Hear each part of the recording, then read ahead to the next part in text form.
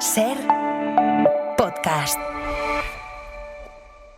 9:31 en Reino Unido. El día está atravesado por la dimisión de su primer ministro, el laborista Keir Starmer, que llegó a Downing Street con una victoria electoral que acabó con 14 años de gobiernos conservadores y que se va acorralado por las críticas internas.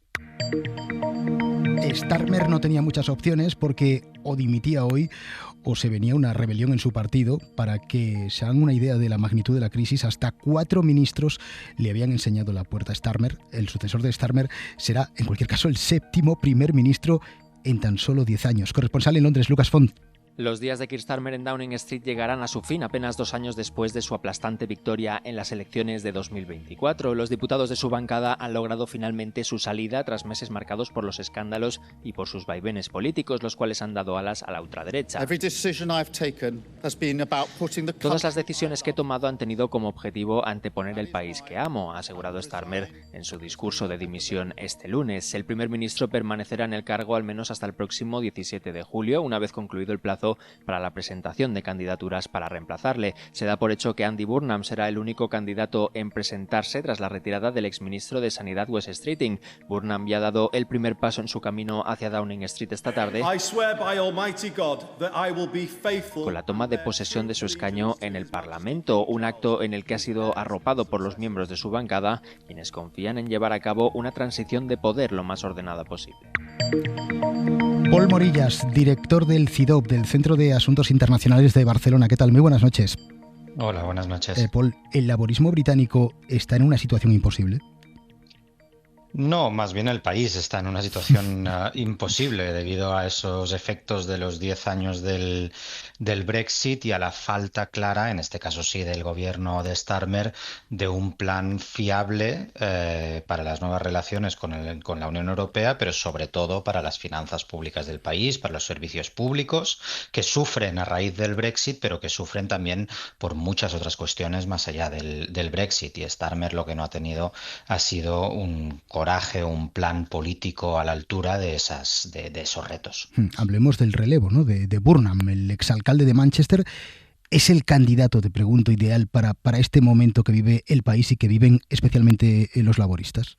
En este caso sí te diría que es un buen candidato para el laborismo, en el sentido que aúna ¿no? una sensación de que esa falta de estrategia de Starmer y esa capacidad de gobierno efectivo de Starmer, pues el candidato es mejor que lo presente, ¿no? Y en ese sentido sí aúna esa visión de que el laborismo tiene por delante unos años, si no hay elecciones anticipadas, que en el Reino Unido es difícil, para proyectar un proyecto político a la altura de su gran resultado electoral de las elecciones de 2024, donde que podemos discutir si ese resultado tiene que ver más con la manera como las elecciones y el sistema de elección en el Reino Unido son particulares y dan un resultado abultado en ese caso para el laborismo, pero en cualquier caso con una mayoría parlamentaria muy importante para acometer reformas a la altura. Y ese escenario hacía mucho tiempo en el Reino Unido que no se daba con esa claridad que Burnham intentará, por supuesto, capitalizar. ¿Crees que el mandato de Starmer ha sido una oportunidad perdida, por ejemplo, para uno de los objetivos que tenía, ¿no?, el primer ministro, que era frenar a la ultraderecha? En buena medida sí, porque hablamos mucho de si el problema es la falta de personalidad, ¿no?, en los líderes políticos o el liderazgo de esos representantes, y al final lo que nos está quedando claro con la situación en el Reino Unido, pero también mucho más allá en Europa, es que lo que hace falta son planes y estrategias políticas claras para circunstancias muy politizadas, ¿no? Elementos nacionales en muchos países europeos en los cuales hay una gran polarización, pero también mucho posicionamiento político por parte de las visiones más radicales, a su vez, de cómo enfrentarse a esos retos, ¿no? Y eso, el Reino Unido, ¿qué nos dibuja? Un escenario en el que quien ha capitalizado el malestar es Reform UK, es Nigel Farage y elementos y partidos más a su derecha todavía, pero también los verdes, que con un líder más carismático en las últimas elecciones locales sacaron un buen resultado, no solo por el liderazgo, sino porque tienen un mensaje claro sobre algunos de los asuntos que más preocupan a los ciudadanos británicos, ¿no? Por lo tanto, se trata más de un plan político muchas veces que de una gran personalidad o un gran líder que lo quiera poner en marcha. Y todo esto ocurre además en la víspera del 10º aniversario del referéndum del Brexit. El Brexit, que tuvo un eslogan potentísimo que era Take Back Control, es decir, recupera el control de tu país. Nuestro corresponsal Lucas Font ha vuelto a dos localidades emblemáticas del Brexit, a la más favorable al Brexit y también a una de las más europeístas, y esto es lo que le han contado. Han pasado 10 años desde aquel 23 de junio de 2016. This means that the UK has voted to leave the European Union.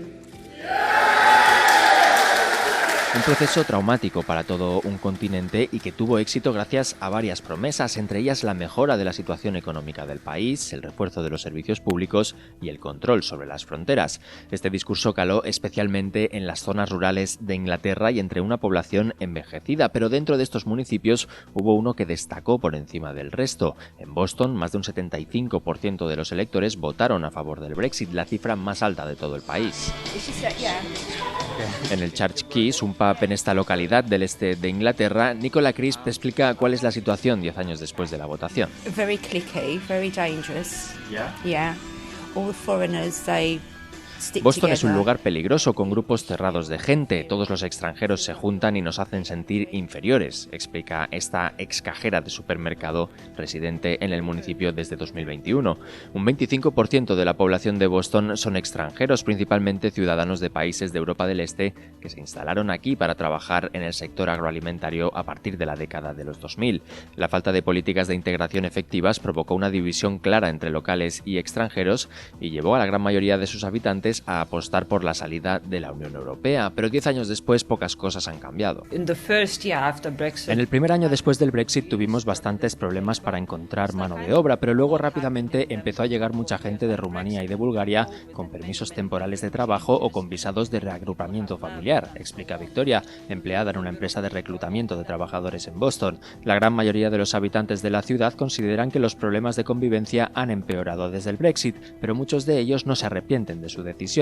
En el lado opuesto está Lambeth, un distrito del sur de Londres en el que el apoyo a permanecer en la Unión Europea obtuvo el respaldo del 78% de sus habitantes, el segundo lugar más proeuropeo del país después de Gibraltar. Ellos estaban siempre contra los inmigrantes. El Brexit ganó porque mucha gente estaba en contra de los inmigrantes, decían que veníamos a robarles el trabajo, explica Rosa, una portuguesa afincada en el barrio desde hace casi 2 décadas. Porque si no fuesen los inmigrantes. Pero si no fuese por los inmigrantes, este país estaría mucho peor de lo que está. Ainda más do que ya que Lambeth y Boston son dos ejemplos claros de la polarización que supuso el Brexit. Aún así, en la última década se ha experimentado un cambio significativo en la balanza a favor de un potencial reingreso a la Unión Europea, gracias en parte a la entrada en el electorado de nuevos votantes, la mayoría de ellos proeuropeos, y al fallecimiento de personas mayores, muchas de las cuales votaron a favor del Brexit. Los expertos no descartan un regreso al club comunitario en el futuro, pero esta opción sigue estando muy lejos en el horizonte.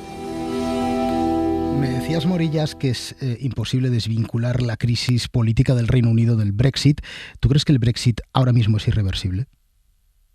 Bueno, el Brexit fue una crisis política casi autogenerada por unas circunstancias en ese momento del Partido Conservador que, diríamos coloquialmente, echando la pelota para adelante, quiso salir de su propia crisis con ese referéndum que salió mal, porque Cameron en su momento pidió el voto favorable a permanecer en la Unión Europea. Pero eso lo que ha generado ha sido una fractura tal en el país que es muy difícil dar marcha atrás en este momento por parte del gobierno laborista. Y entonces lo que sucede es que durante estos 10 años de esa crisis autogenerada, lo que sí han fraguado en la sociedad británica son toda una serie de crisis sobrevenidas cuyo impacto el Brexit acentúa, pero que van mucho más allá, ¿no? La pandemia o la guerra de Ucrania o Trump, ¿no? Y la relación transatlántica, pues todo eso son elementos que desde 2016 hasta aquí están condicionando fuertemente la política británica y por lo tanto salir de esa crisis requiere mucho más que como decía Starmer, un reset, ¿no? De esas relaciones con la Unión Europea. Esta mañana, mira, el editorial del diario El País subrayaba una idea que me resulta muy interesante, ¿no? El referéndum del Brexit, del que mañana en efecto se cumplen 10 años, inauguraba una extraña revolución que prometía no un futuro mejor, sino un pasado esplendoroso. Empezó una época de promesas fraudulentas y el Brexit no ha traído, Leo, mayor bienestar a los británicos.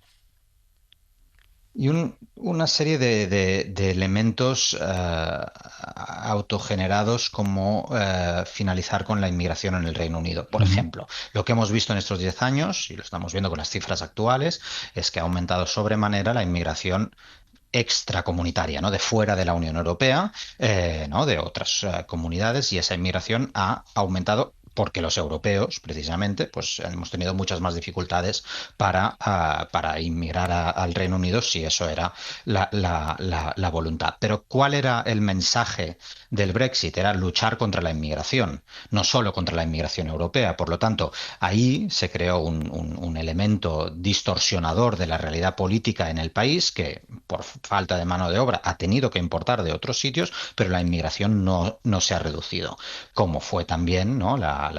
Retomar el control de muchas otras áreas que también se ha visto la dificultad, ¿no? Por ejemplo, en el comercio, ¿no? En el comercio de bienes y de servicios, donde efectivamente el Reino Unido sigue siendo muy dependiente del mercado único europeo. ¿Con qué diferencia? Que ahora no puede incidir en la toma de decisiones porque está fuera de ese mercado único.